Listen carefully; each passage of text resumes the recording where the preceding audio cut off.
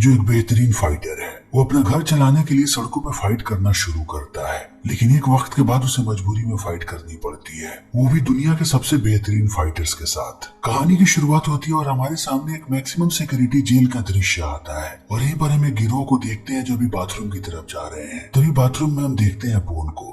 तभी उसके पास एक आदमी आता है और वो बून को आगाह करता है कि कुछ लोग तुम्हें मारने के लिए आ रहे हैं, इसीलिए तुम्हें यहाँ से भाग जाना चाहिए। लेकिन बून नहीं भागता। तब वो आदमी चला जाता है। तभी बून को मारने वाला गिरोह अंदर आ जाता है और वो उसे धमकी देने लगते हैं। इनका मुखिया कहता है कि तुम्हारे पास मौका था हमारे साथ शामिल होने का, लेकिन तुमने इनकार करके अपनी जिंदगी की सबसे बड़ी गलती की है। अब तुम पूरी जिंदगी पछताने वाले हो। फिर इस बात को सुनते ही बून अपनी टी शर्ट उतार देता है और सबको कहता है कि मैं तुम लोगों को भागने का सिर्फ एक ही मौका दूंगा। अगर भाग गए तो ठीक, वरना दर्द में ऐसे ही कराहते रहोगे। फिर इस बात को सुनते ही सबसे पहले इस गिरोह का मुखिया हमला करता है बून पे। तब बून उसे पीटता है और स्टैब कर देता है उसके कंधे में। तब एक एक करके सारे लोग सामने आने लगते हैं, लेकिन बून के सामने कोई भी नहीं टिक पाता। उसे लड़ने में महारत हासिल है। वो बड़े ही आसानी से इन सबको धूल चटा देता है और अंत में इनके मुखिया को कहता है कि ये बात तुम्हें पूरे जेल में बतानी पड़ेगी और उन सारे लोगों को आगाह करना पड़ेगा जितने भी लोग मुझे मारने की योजना बना रहे हैं, कि अगर वो मेरे पास आए तब वो अपने जान से हाथ धो बैठेंगे। फिर समय ऐसे ही बीतने लगता है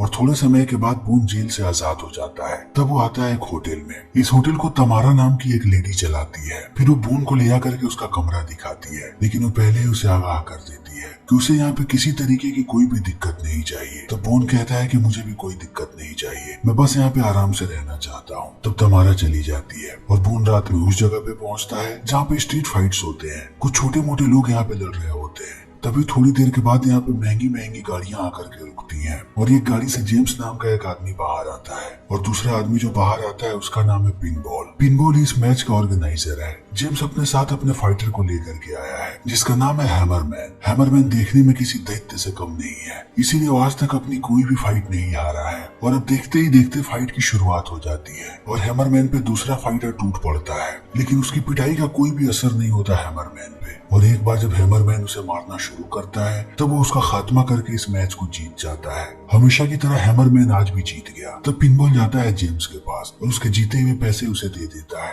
तब जेम्स भी यहाँ से निकल जाता है, लेकिन जैसे ही पिनबॉल अपनी गाड़ी में जाता है वो पीछे की सीट पे बून को पाता है। तब वो उसे देख के डर जाता है। उसे लगता है कि यहाँ पे बून उसे लूटने आया है, लेकिन बून कहता है कि मैं फाइट लड़ना चाहता हूँ, वो भी हैमरमैन के साथ, और तुम्हें वो फाइट ऑर्गेनाइज करनी है। तब बून कहता है कि मैं ऐसा नहीं कर सकता, तुम्हें मार्केट में कोई भी नहीं जानता, तुम सबके लिए अज्ञात हो और किसी भी फाइट को ऑर्गेनाइज करने में बहुत पैसे लगते हैं, खास करके हैमरमैन के साथ। तब बून अपनी जेब से पैसे निकालता है और $250 देता है पिनबॉल को। तभी दूसरी तरफ हम जेम्स को देखते हैं। जेम्स को उसके साथी फ्रैंकलिन का कॉल आता है और वो उसे एक आदमी का नाम बताता है जिससे इन्हें पीछा छुड़ाना है। इसी बीच जेम्स की नजर पड़ती है पिनबॉल पे और पिनबॉल के साथ यहाँ पे बून भी है। तब पिनबॉल जेम्स को बताता है कि बून फाइट लड़ना चाहता है, वो भी हैमरमैन के साथ। तब जेम्स बात करने लगता है पिनबॉल से और बून से भी। इसी बीच जेम्स देखता है कि बून उसकी गर्लफ्रेंड को ही देख रहा है जिसका नाम है एंजेला। वो उसे अपनी नजर नहीं हटा रहा। तब जेम्स गुस्सा हो जाता है और एंजेला को कहता है कि उसकी तरफ मत देखो और पिनबॉल को कहता है कि आदमी हैमरमैन से लड़ सकता है, लेकिन पहले इसे अपने आप को प्रूव करना पड़ेगा। इसे कुछ यहाँ पे फाइट्स लड़वाओ, अगर वो उन फाइट्स को जीतता है तब मैं इसकी फाइट करवाऊंगा हैमरमैन से। और इतना कहने के बाद वो निकलने लगता है। तब पिनबॉल डांटता है बून और कहता है कि अगली बार एंजेला की तरफ मत देखना, जेम्स को ये बिल्कुल भी पसंद नहीं है। और इतना कहते ही वो बताता है कि तुम्हारी पहली फाइट में ऑर्गेनाइज करवा रहा हूँ, तुरंत ही तुम्हारी फाइट होगी। तब बून देखता है अपने अपोजिशन फाइटर को और वो बहुत ही जल्दी आंकलन कर लेता है। उसे पता लग जाता है कि इस आदमी के मूव्स बहुत ही स्लो हैं, ये सिर्फ देखने में विशाल है। इसलिए जैसे ही फाइट की शुरुआत होती है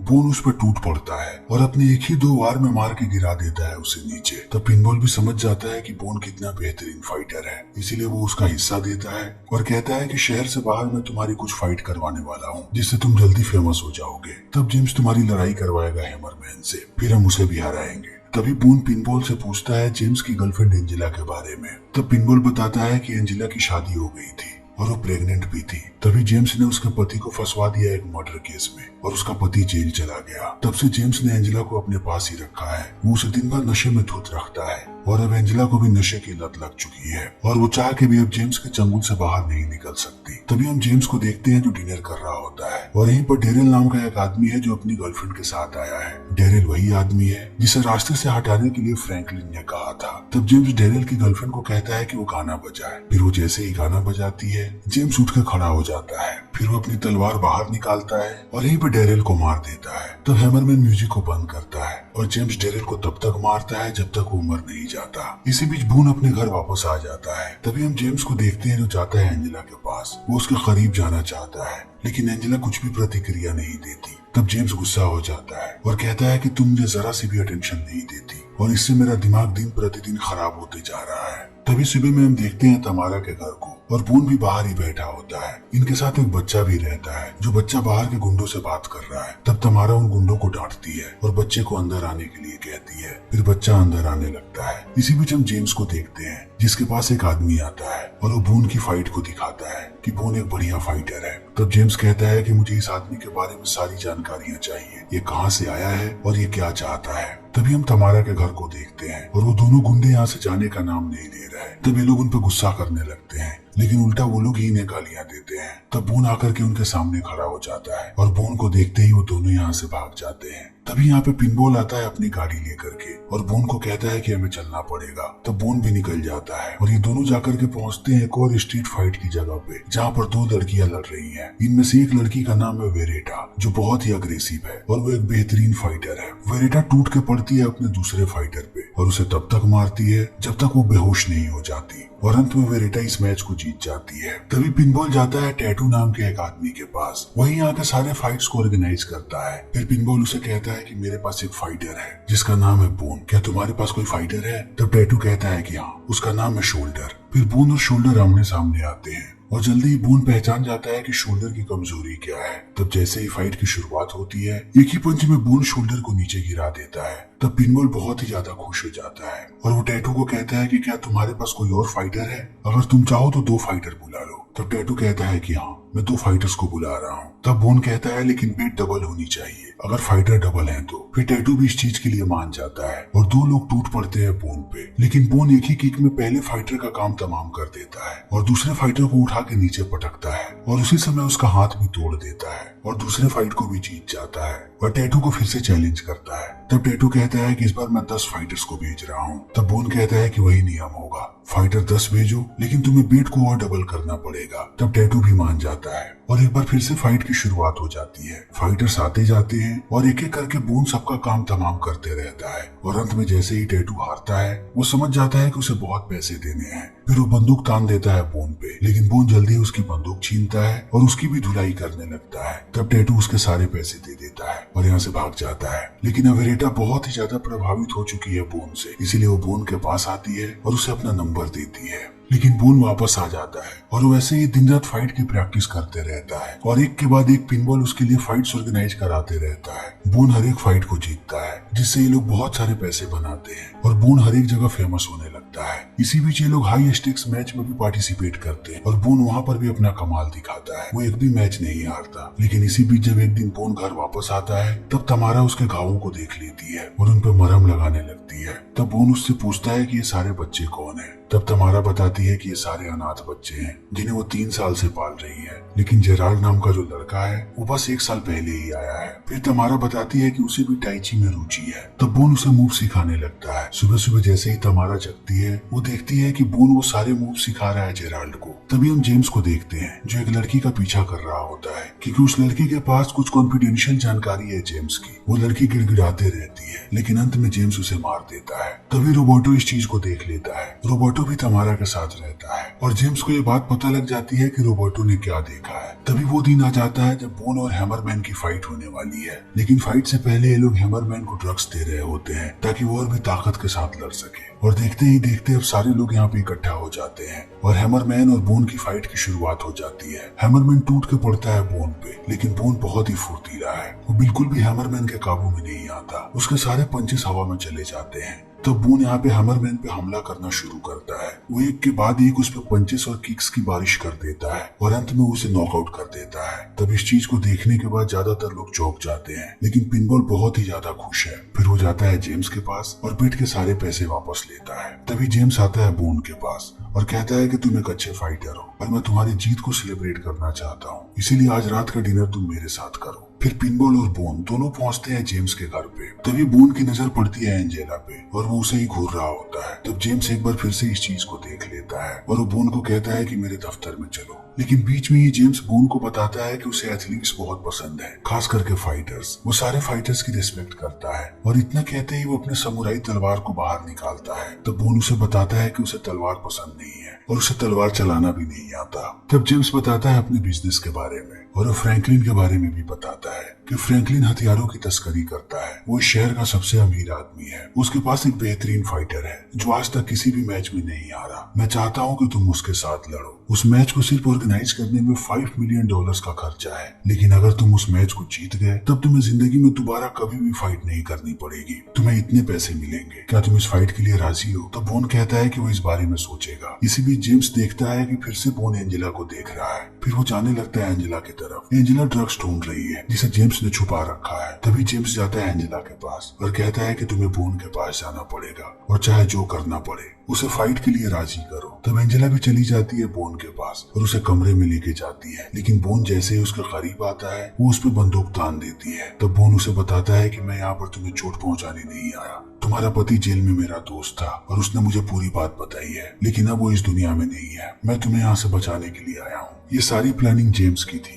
उसने तुम्हारे पति को पहले जेल भिजवाया और जेल में उसके पीछे कातिलों को लगा दिया, लेकिन मैं सब कुछ ठीक कर दूंगा। मुझे पता है कि तुम्हारा बेटा कहाँ पे है। फिर इतना कहने के बाद ये दोनों हंसते हुए बाहर आते हैं और बोन जेम्स को कहता है कि वो फाइट लड़ने के लिए तैयार है। तब जेम्स एंजेला को कहता है कि आज रात तुम इसके साथ बाहर चली जाओ, इसके साथ थोड़ा समय बिताओ। तो बोन एंजेला को लेकर के बाहर आता है और सबसे पहले उसे लेकर के जाता है एक रिहैब सेंटर, ताकि वो उसके ड्रग्स के लत को छुड़वा सके। तभी सुबह सुबह जेम्स पहुंचता है फ्रैंकलिन के पास और उसे बोन के बारे में बताता है और $5 मिलियन भी देता है कि वो चाहता है कि बोन की अगली फाइट फ्रैंकलिन के फाइटर के साथ हो। लेकिन शुरू में फ्रैंकलिन मना कर देता है क्योंकि वो नहीं चाहता कि उसका फाइटर किसी काले फाइटर से लड़े। लेकिन अंत में फ्रैंकलिन मान जाता है और कहता है कि बस 3 दिनों के बाद इनकी फाइट होगी। तभी बोन घर वापस आता है और वो देखता है कि यहाँ पर चारों तरफ पुलिस वाले फैले हुए हैं। फिर वो जैसे ही घर के अंदर जाता है उसे पता लगता है कि रोबर्टो को किसी ने मार दिया। तब तमारा उसे पूरी बात बताती है कि रोबर्टो ने क्या देखा था। जेम्स ने एक लड़की को मारा था, उस चीज को रोबर्टो ने देख लिया था। तब बोन भी समझ जाता है कि जेम्स के आदमियों ने रोबर्टो को मारा है, इसीलिए बोन बहुत ही ज्यादा गुस्से में है और वो तमारा को कंफर्ट करने लगता है। फिर दोनों एक पास ही सो जाते हैं, लेकिन आधी रात में जैसे ही बोन की आंख खुलती है वो अपने सामने जेम्स को पाता है। तब वो तमारा को यहाँ से भगा देता है। फिर जेम्स उससे कहता है कि 3 दिनों के बाद तुम्हारी फाइट है, लेकिन अब बोन बहुत ही ज्यादा गुस्से में है, इसीलिए वो कहता है कि मैं ये फाइट नहीं लड़ूंगा। तब इस बात को सुनने के बाद जेम्स गुस्सा हो जाता है और कहता है कि मैंने आज ही $5 मिलियन उसे दिए हैं, तुम ऐसा नहीं कर सकते। फिर इतना कहते ही वो हमला करने की कोशिश करता है बोन पे, लेकिन बोन यहाँ पे जेम्स पे भारी पड़ता है। तब जेम्स अपनी बंदूक निकालता है और तमारा पे तान देता है और बोन को कहता है कि अगर तुमने इस फाइट को नहीं लड़ा तो पहले मैं तमारा को मारूंगा और उसके बाद यहाँ पे जितने बच्चे हैं सबका खात्मा कर दूंगा। तब बोन को भी मानना पड़ता है और जेम्स यहाँ से चला जाता है। तब बोन तमारा को कहता है कि सारे बच्चों को लो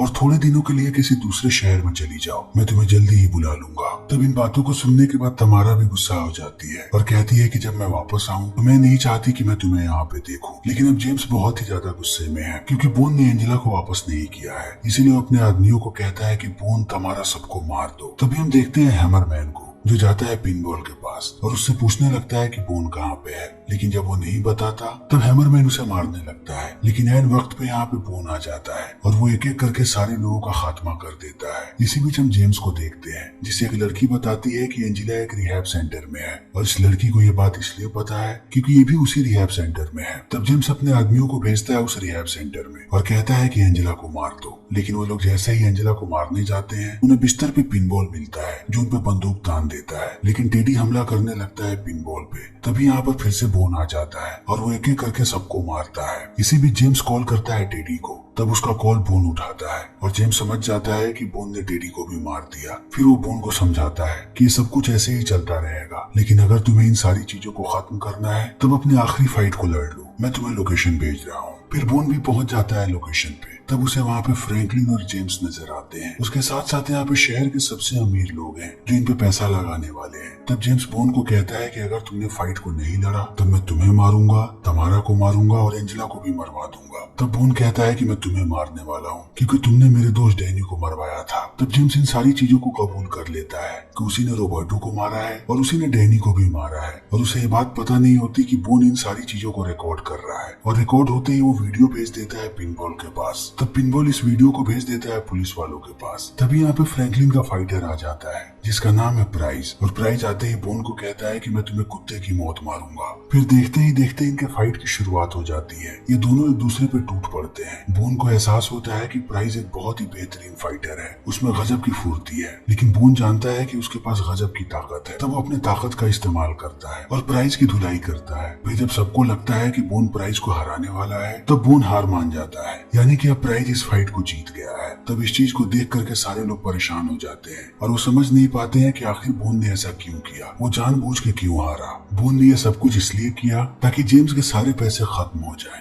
उसने जितने भी पैसे दाव पे लगाया है वो सब हार जाए। फिर जेम्स इस चीज को देख करके आग बबूला हो जाता है और अपनी तलवार निकालता है और बोन पे हमला करने लगता है। तब फ्रैंकलिन कहता है कि बोन को भी एक तलवार दो ताकि लड़ाई बराबर की हो। फिर जैसे ही बोन के हाथ में तलवार आती है, तब वो दिखाता है कि तलवार चलाने में भी उसे महारत हासिल है। तब इस चीज को देखने के बाद जेम्स चौंक जाता है, क्योंकि बोन ने कहा था कि उसे तलवार चलाना बिल्कुल भी नहीं आता। फिर जैसे ही इन दोनों की फाइट की शुरुआत होती है, बोन जेम्स के हाथ को काट देता है और यहाँ से भागने लगता है, क्योंकि उसे पता है कि पुलिस वाले यहाँ पे आ रहे हैं। तब जेम्स चिल्लाने लगता है फ्रैंकलिन पे और कहता है कि मैं तुम्हें सबक सिखा के रहूंगा, तुमने मुझे धोखा दिया है। तभी पुलिस वाले आकर के जेम्स को अरेस्ट कर लेते हैं और बोन यहाँ से निकल जाता है। फिर थोड़े समय के बाद एंजेला का रिहैब का कोर्स भी पूरा हो जाता है और वो उसी होटल वापस आती है। तब हमें पता लगता है कि जेराल्ड ही एंजेला का बेटा है और जेराल्ड के लिए ही बोन यहाँ पे आया था, और अपने बेटे को देखने के बाद एंजेला बहुत खुश होती है। तब तमारा भी इस चीज को समझ जाती है कि बोन यहाँ पे जेराल्ड की सुरक्षा के लिए आया था, इसीलिए वो उसे कहती है कि तुम जब तक चाहो यहाँ पर रुक सकते हो, तुम हमारे साथ रहोगे तो हमें अच्छा लगेगा। लेकिन बोन कहता है कि नहीं, मेरा काम पूरा हो गया है, और वो बाहर निकल जाता है। फिर वो पिनबॉल को बाय कहता है और अपने रास्ते पे निकल पड़ता है और ये फिल्म यहीं पे खत्म हो जाती है। तो दोस्तों, हमारी आज की वीडियो यहीं पे खत्म होती है। अगर आपको हमारी ये वीडियो पसंद आई हो तो इसे लाइक करें, शेयर करें और चैनल को सब्सक्राइब करें। Thank you.